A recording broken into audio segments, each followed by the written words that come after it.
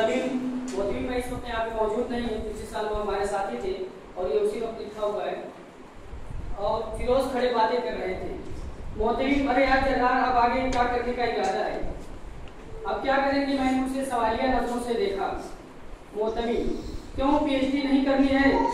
मैं, हाँ, अब सिर्फ उसी की तमन्ना है। तो किस पर करनी है पीएचडी? मोहतमी ने जोर देकर पूछा। मैं, तुम ही बताओ किस पर करूं? मोहतमी संजीदगी के साथ, किसी पर भी करना, इकबाल पर मत करना। क्यों यार, आप इतने बड़े शायर के बारे में ऐसे क्यों कर रहे हैं? सैफ ने तजस्सुस से पूछा। मोहतमी, अरे हाँ, उनकी शायरी में बहुत डांट डपट है। सैफ ताज्जुब से, डांट डपट? तुम्हारा मतलब क्या है?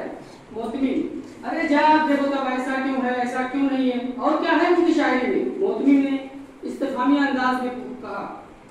सैफ, डांट डपट की कोई मिसाल? मोहतमी आनाकानी करते हुए, अरे यार बहुत है, एक दो रहे तब ना बताऊं। बहुत को छोड़ो यार, एक ही दो बता दो। मैंने हंसकर पूछा।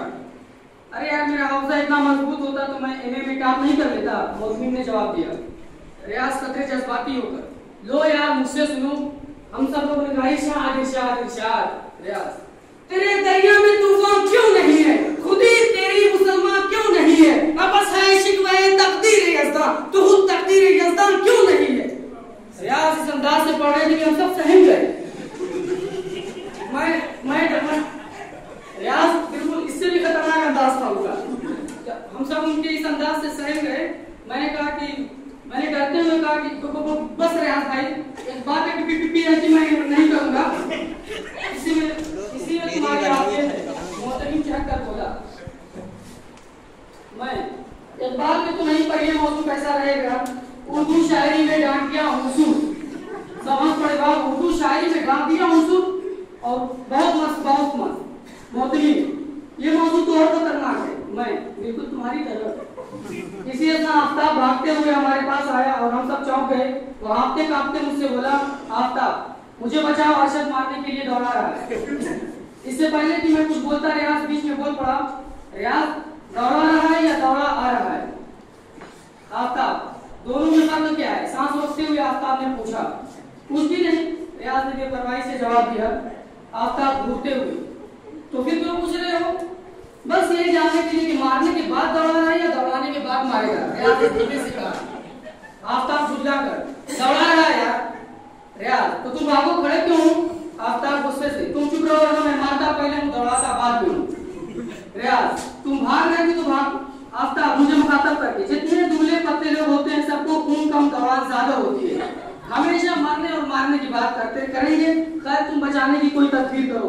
अरशद चूंकि आफ्ताब की बनिस्बत नाटा और पतला दुबला है, इसलिए मैंने ताज्जुब से पूछा कि आफ्ताब से पूछा कि अरशद तुमको दौड़ा रहा है?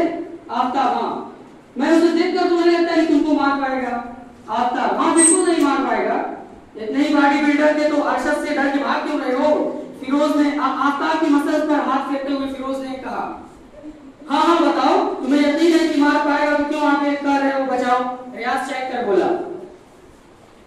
आफ्ताब बेजागी से, अरे यार मैं अपने बचने की बात नहीं कर रहा हूँ, तो फिर किसको बचाने की बात कर रहे हो? मैंने पूछा। आफ्ताब, अरशद को, कहीं ऐसा ना हो मेरे हाथों पिट जाए।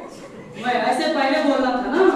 आफ्ताब रियाज की तरफ इशारा करके, इसलिए अपनी बकवास शुरू कर दी, मुझे मौका ही नहीं मिला। अच्छा ठीक है, पर ये बताओ क्या हुआ क्या था? मैंने संजीदगी के साथ पूछा। आफ्ताब, अरशद से बस मैंने इतना कहा कि आजकल उससे मुलाकात होती है, तो बोला नहीं यार, मैं खुद ही उससे मिलने नहीं जाता हूँ। फिर क्या हुआ? आफ्ताब से मैंने पूछा। आफ्ताब, अरशद से मैंने पूछा कि क्यों अब मिलने नहीं जाते? तो बोला कि एक रोज गया तैयार होके आराम से, बहुत देर तक बस का इंतजार किया आराम से, जाए मिलन पर पहुंचा तो बहुत देर बाद आई एकदम आराम से, फिर हम लोग घूमे फिरे आराम से, फिर कुछ देर बाद वापस में रूम पे आ गया आराम से। अरशद इतना कहकर खामोश हो गया और फला में देखने लगा। तो मैंने पूछा कि दोबारा क्यों नहीं जाओगे? तो अरशद बोला कि रास्ता इतना खराब था कि बस मुझे इतनी तकलीफ हुई ना। अरशद इतना कहकर रुका था कि मैंने कह दिया आराम से। मैं फिर क्या हुआ? आफ्ताब इतना कहना था कि वो मारने के लिए दौड़ा रहा है। मैं, आराम से। आफ्ताब, मजाक मत कर यार, इसके अलावा और कोई बात नहीं हुई? मैंने आफ्ताब से पूछा। उस गुफ्तगू के दरमियान मदूद भी आ गया। आफ्ताब, कसम से इसके सिवा कोई और बात नहीं हुई। यकीन आपको वदूद से भी पूछ ले। क्यों वदूद? आफ्ताब सही कह रहा है। मैंने वदूद से पूछा, वदूद मुझे पूछ जो आप गवाही वगैरह के चक्कर में नहीं पड़ना है, तुम लोग आपस में समझ लो। अरे यार सच बोलने में क्या जाता है, हाँ या नहीं में बता दो बस, और क्या। फिरोज ने वदूद से कहा, मुझे अपने बाल बच्चों को बर्बाद नहीं करना है। वदूद ने एहतियात से जवाब दिया। आफ्ताब तो अजूब थे, यार इस बात से बाल बच्चों के बर्बाद होने का क्या ताल्लुक है? वदूद, उमराव जहानारा में नहीं बेटे की जमादार ने सच्ची गवाही दी तो इनका क्या हाल हुआ? वदूद की इस संजीदगी पर हम सब हक्का पक्का रह गए और खामोशी और हड़स से एक दूसरे का मुंह तकने लगे। सैफ वदूद से भी ज्यादा संजीदा होकर वाकई आपने इस नावी को बहुत बेहतर तरीके से समझा है और उससे भी ज्यादा उनका सबक लिया है। अल्लाह करे कि आप ऐसे ही सैफ अभी जिंदगी पूरा कर नहीं पाया ताकि अरशद आदम का। और मैंने बात को संजीदगी से मजाक की तरफ मोड़ते हुए अरशद से पूछा, और अरशद तुम्हारा इश्क कैसा चल रहा है? और मुलाकात वगैरह हो रही है? अरशद, मैंने इश्क भी छोड़ दिया है। मैं तो फिर इससे भी छटकर कैसे रह पाते हो? अरशद, बस ऐसे ही इतना कदर कहीं खो गया और फिर गुनगुनाने लगा, कभी लम्हे गिनना कभी सांसें गिनना, वो जब से बिछड़े हैं यही मशगला है अपना। मैं, अरे यार तो तुमने क्यों छोड़ दिया, सुधर गया है क्या? अरशद, नहीं यार बस ऐसे ही। मैं, अरे कोई तो वजह होगी। दरअसल मुझे पेड़ पर चढ़ना नहीं आता। अरशद वदूद की तरफ देखकर बोला। अरशद की इस बात पर हम सब हंस पड़े।